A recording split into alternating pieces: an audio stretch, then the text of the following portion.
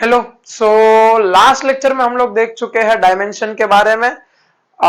कुछ physical quantities भी discuss की कि उसका डायमेंशन क्या होता है। आज के लेक्चर में हम थोड़ी एक दो और फिजिकल क्वांटिटी डिस्कस करेंगे और साथ ही साथ हम देखेंगे कि कोई कोई कांस्टेंट होते हैं तो उनकी क्या डायमेंशन होती है।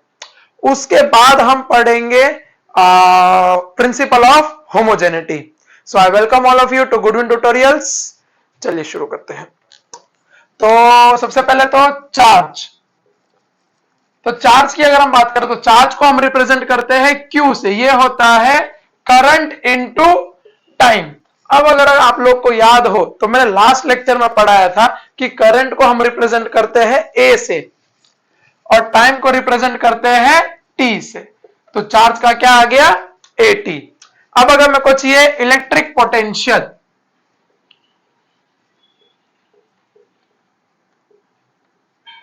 तो इलेक्ट्रिक पोटेंशियल का सिंबल होता है V। इसका फॉर्मूला आता है work done in a given charge, work done per unit charge, ऐसा भी आप कह सकते हैं। अब सबको पता है काम का फॉर्मूला क्या आया था। काम का फॉर्मूला अगर नया याद हो तो देखो m L2 t की पावर -2, ठीक है। और चार्ज का ऊपर ही लिखा है क्या है, ए टी। अब जब ये दोनों ऊपर जाएंगे तो क्या हो जाएगा, एम एल स्क्वायर टी की पावर, देखो यहां पे +1 ऊपर जाएगा -1, तो -1 -2 कितना हो जाएगा, -3। और ए यहां पे +1 में ऊपर जाएगा तो क्या हो जाएगा, ए की पावर -1। यह आ गया इलेक्ट्रिक पोटेंशियल का। अब मान लो मेरे को निकालना है इलेक्ट्रिकल रेजिस्टेंस का।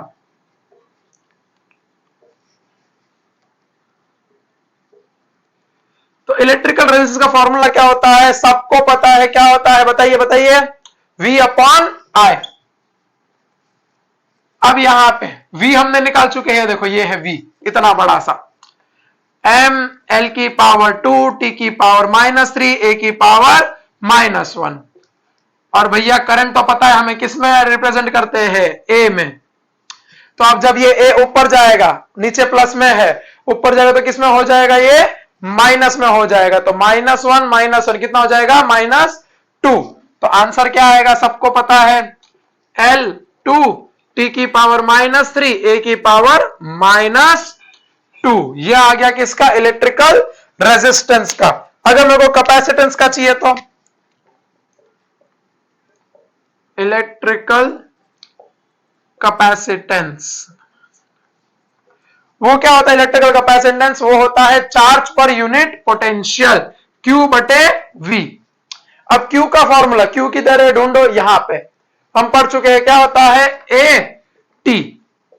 और V का फॉर्मूला क्या होता है, M L स्क्वायर T की पावर -3 A की पावर -1। देखिए कोई बात की टेंशन लेने वाली दिक्कत नहीं है, ये पूरा का पूरा एक चैप्टर बन के निकलता है, अलग अलग चैप्टर है। आपको कैपेसिटर के नाम पे एक अलग चैप्टर मिल जाएगा, रेजिस्टेंस का है, फिर आपको पोटेंशियल डिफरेंस का मिल जाएगा। आप ये ऑलरेडी 10वीं में पढ़ चुके रहोगे पोटेंशियल डिफरेंस के नाम से, ठीक है। तो आप टेंशन मत लीजिए, पूरा आगे आएगा। अभी सिर्फ मैं आपको बता रहा हूं इसका डायमेंशन क्या क्या होंगे, और ये फॉर्मूले भी वहां पे हम सीखेंगे कि ये आते कहां से है। तो इसका क्या आ जाएगा, देखिए ए टी, पहले तो इसका एज इट इज लिख लीजिए। अब इसको जो भी है सबको ऊपर भेजो, तो ये हो जाएगा m की पावर -1, क्यों, बिकॉज यहां पे प्लस है। l की पावर -2, बिकॉज यहां पे प्लस है। t की पावर क्या होगा, सही, t की पावर होगा +3। a की पावर क्या हो जाएगी, a की पावर भी हो जाएगी +1। अब जरा अगर तुम ध्यान से देखो यहां पे, तो a और a देखो दोनों प्लस प्लस में है, ऐड हो जाएंगे। t और t प्लस प्लस में है, ऐड हो जाएंगे। तो यहां से निकल के क्या आया फॉर्मूला, m -1 L -2 t की पावर, यहां पे कुछ नहीं मतलब 1 है, यहां पे कुछ नहीं मतलब 1 है, तो 1 + 3 कितना होता है 4, +4। और a की पावर +1 कितनी हो जाएगी, +2। ठीक है। तो ये है कुछ फंडामेंटल फिजिकल क्वांटिटीज, आप ध्यान रखिए। अब हम शुरू करने जा रहे हैं, जैसे कुछ कांस्टेंट्स है उसकी क्वांटिटीज क्या आती है, तो इतना नोट कर लीजिए, तो मैं मिटा देता हूं बोर्ड।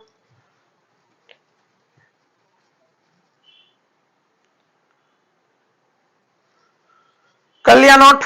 चलिए,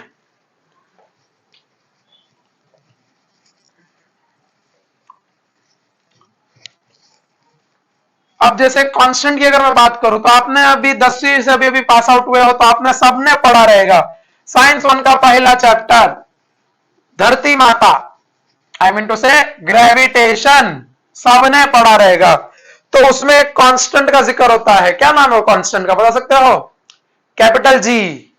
यस, तो हमें पता है यूनिवर्सल ग्रेविटेशनल कांस्टेंट के बारे में। क्या है वो, किससे रिप्रेजेंट होता है, पहले यही बता दीजिए। तो भैया वो रिप्रेजेंट होता है किससे? कैपिटल जी से। अब इसका डायमेंशन क्या आएगा तो देखते हैं, आइए। सबको पता है फॉर्मूला क्या होता है, force is equal to G m1 m2 upon r square. हमें किसका डायमेंशन चाहिए? जी का। तो इसको सब्जेक्ट बनाओ, बाकी सब उधर भेज दो, उधर यानी कि इक्वल टू के वो साइड। तो क्या आ जाएगा देखना ध्यान से, G is equal to F R square upon m1 m2। दिखा? क्लियर? अब आगे देखना। अब फोर्स का जो ऐसा यूनिट होता है वो होता है न्यूटन। फोर्स को हम रिप्रेजेंट करते हैं किसमें? न्यूटन में। तो जी का जो ऐसा यूनिट आ जाएगा, ऐसा यूनिट की बात हो रही है, ध्यान है ना? यूनिट्स पढ़े थे, एक होता है ऐसा यूनिट, एक होता है सीजीएस यूनिट। नहीं पढ़े तो अभी सुन लो, एक होता है ऐसा यूनिट, एक होता है सीजीएस यूनिट। ऐसा यूनिट वो होता है जो हर जगह एप्लीकेबल होता है। ऐसा यूनिट को किसने रिप्रेजेंट किया रहता है? इंटरनेशनल सिस्टम ऑफ यूनिट्स ने। उसने बताया कि इसका ऐसा यूनिट क्या होगा, हर एक बॉडी का ऐसा यूनिट कुछ ना कुछ होता है। जैसे कि मैंने आपको बताया था कि मीटर का लेंथ का क्या होता है? मीटर। टाइम का क्या होता है? सेकेंड। मास का क्या होता है? केजी। ठीक है, हाँ चलिए आगे। तो यहां से देखो, फोर्स का होता है न्यूटन, आर हमारा क्या है? आर हमारा क्या है? डिस्टेंस है। डिस्टेंस का क्या होता है? अभी जस्ट मैंने बोला था, मीटर। और मास का क्या हो जाएगा हमारा? मास का बताइए, केजी। माफ करना। तो क्या हो जाएगा? Newton metre square. अब बताओ मीटर स्क्वायर क्यों? हाँ सही, क्योंकि देखो रेडियस का क्या है? स्क्वायर है। रेडियस क्या है? दो बीच का डिस्टेंस। तो मीटर स्क्वायर, और यहां पे केजी स्क्वायर। केजी स्क्वायर क्यों? यस, वापस आप सही पकड़े हैं कि दो बार मास है, एक का केजी तो दूसरे का भी केजी, तो KG into KG, KG square. इसको याद करना है।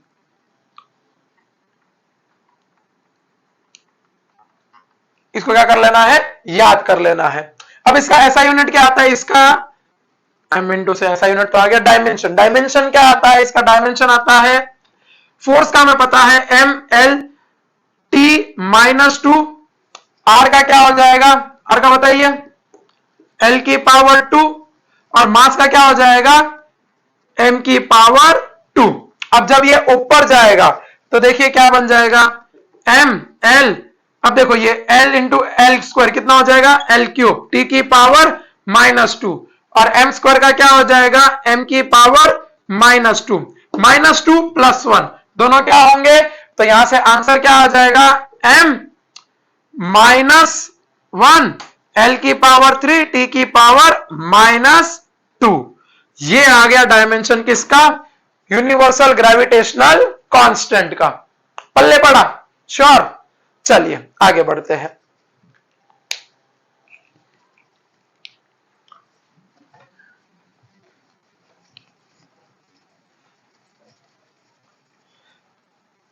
अब एक टॉपिक आता है, छोटा सा टॉपिक है, ज्यादा कुछ है नहीं, टेंशन मत लो। अरे ना ना, तुम्हारी जान नहीं लेंगे, बस 2 मिनट और। एक टॉपिक आता है प्रिंसिपल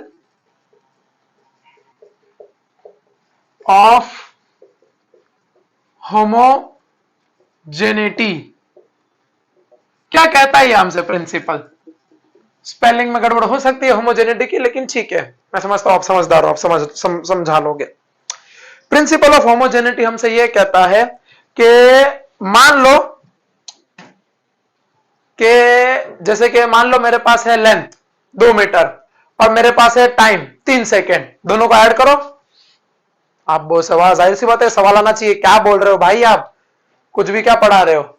हाँ तो सही है, हम ऐड या सब्ट्रैक्ट, ऐड या सब्ट्रैक्ट सेम क्वांटिटी या सेम यूनिट को ही कर सकते हैं। यानी कि लेंथ को लेंथ के साथ, टाइम को टाइम के साथ, मास को मास के साथ। हम टाइम को मास के साथ ऐड नहीं कर सकते, मल्टीप्लाई कर सकते, डिवाइड भी कर सकते हैं, ऐड और सब्ट्रैक्ट नहीं कर सकते। एग्जाम्पल के जैसे मान लो 2 मीटर प्लस 3 सेकेंड, बताओ इसका आंसर। जाहिर सी बात है इसका आंसर आता है मीनिंगलेस।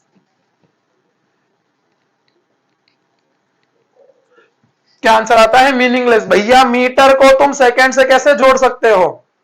इसका मतलब तो यह हो गया, तुम कह रहे हो कि एक का नाम बबलू है तो मेरा नाम राजू है, या एक का, मेरे भाई का नाम गुप्ता है तो मेरा सरनेम क्या बोलते हैं, कौन सा सरनेम हो जाएगा तुम्हारा, चलो मेरा रख लेते सेता। तो ये अलग अलग चीजें हो गई ना। अगर तुम्हारे भाई का नाम या तुम्हारे भाई का सरनेम गुप्ता है तो जाहिर सी बात है तुम्हारा सरनेम भी गुप्ता ही रहेगा। तो यहां पे ऐड या सब्ट्रैक्ट हम सेम चीज को कर सकते हैं। दूसरा एग्जांपल, जैसे कि मान लो मेरे पास टेम्परेचर है 273 केल्विन, याद आया केल्विन ऐसा यूनिट, और मैंने इसको क्या कर दिया, सब्ट्रैक्ट कर दिया 5 एम्पियर। एम्पियर क्या है? करंट। करो, यस सही। भैया ये टेम्परेचर है, ये करंट है, दोनों का कोई रिलेशन ही नहीं है, तो इसके लिए यहां पे भी क्या हो जाएगा, मीनिंग लेस। समझे? ये कॉन्सेप्ट पकड़ में आया। डेफिनेशन तो ठीक समझ में आ जाएगी, वो मैं लिखवा दूंगा बाद में आपको, लेकिन आप कॉन्सेप्ट समझे। प्रिंसिपल ऑफ होमोजेनिटी हमसे कहना क्या चाहता है। हाँ, तुम अगर यहां पे ऐसा मैं लिखता कि 3 मीटर प्लस 4 मीटर, तो इसका आंसर क्या आता? जाहिर सी बात है क्या आता? 7 मीटर। अगर मैं लिखता 5 सेकेंड प्लस 6 सेकेंड, तो इसका आंसर क्या आता? 11 सेकेंड। Yes right. अब आपके तेज दिमाग में ये आइडिया आया रहेगा, जैसे मेरे तेज दिमाग में भी आ रहा है कि मान लो ऐसा रहता 1 मीटर प्लस 10 सेंटीमीटर, तो क्या इसको हम ऐड कर पाते? जी जरूर कर पाते। क्यों?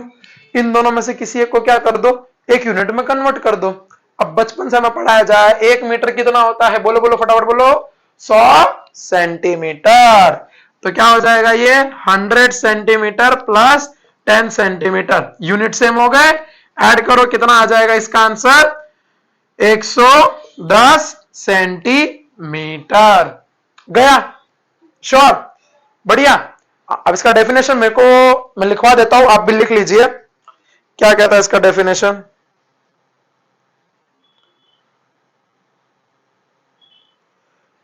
लिखो, द डायमेंशंस, मैं भी लिख रहा हूं, द डायमेंशंस बोर्ड पहले साफ कर लिया जाए थोड़ा। The dimensions of all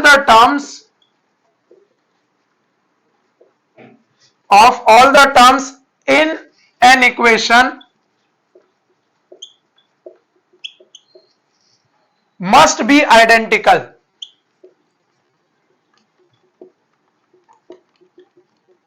must be identical, या आसान शब्दों में क्या कहेंगे हम उसको, और सिंपली it states that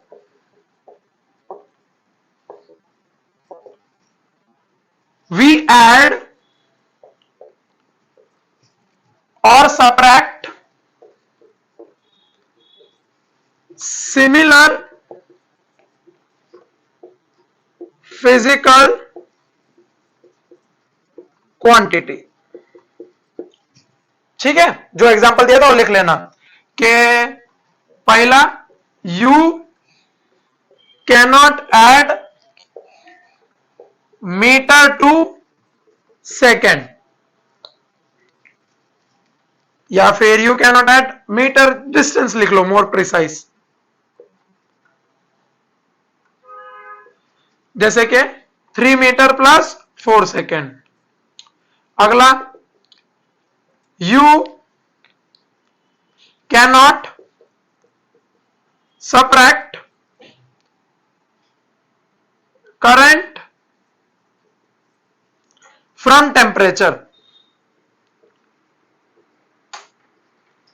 माफ कीजिएगा, के 273 केल्विन माइनस 5 एम्पियर। ठीक है, तो आज के लेक्चर में इतना ही। अच्छा, एक और चीज मैं आपको बता दूं, जो हमारे पास सप्लीमेंट्री, अगर आपको याद हो, सप्लीमेंट्री क्वांटिटीज कौन सी दो थी हमारे पास, एक तो था प्लेन एंगल, दूसरा था सॉलिड एंगल। तो उन दोनों का कोई डायमेंशन नहीं होता। तो आज के लेक्चर में मेन बात हमें यह जाननी थी कि क्या ऐसी कोई क्वांटिटी होती है, क्या ऐसी कोई क्वांटिटी होती है जिसके यूनिट्स तो होते हैं लेकिन डायमेंशन नहीं होता। जी हां, होती है। कौन सी? एक तो प्लेन एंगल और दूसरा सॉलिड एंगल। लेकिन क्या ऐसी कोई क्वांटिटी है जिसका डायमेंशन तो होता है लेकिन यूनिट नहीं होता? इसका जवाब आप लोग कमेंट में मेरे को बताएंगे। तो आज के लिए इतना ही। सवाल समझ गए?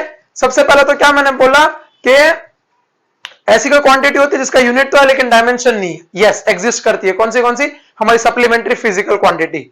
अब दूसरा सवाल यह था कि क्या ऐसी कोई क्वांटिटी है जिसका डायमेंशन तो है लेकिन यूनिट नहीं है? तो ऐसी कोई अगर एग्जिस्ट करती है तो आप मेरे को कमेंट में बताइए। मैं अगर आपको रहेगा तो आपको बता दूंगा कि हाँ आप सही हो या गलत। आज के लिए इतना ही। Thank you everyone.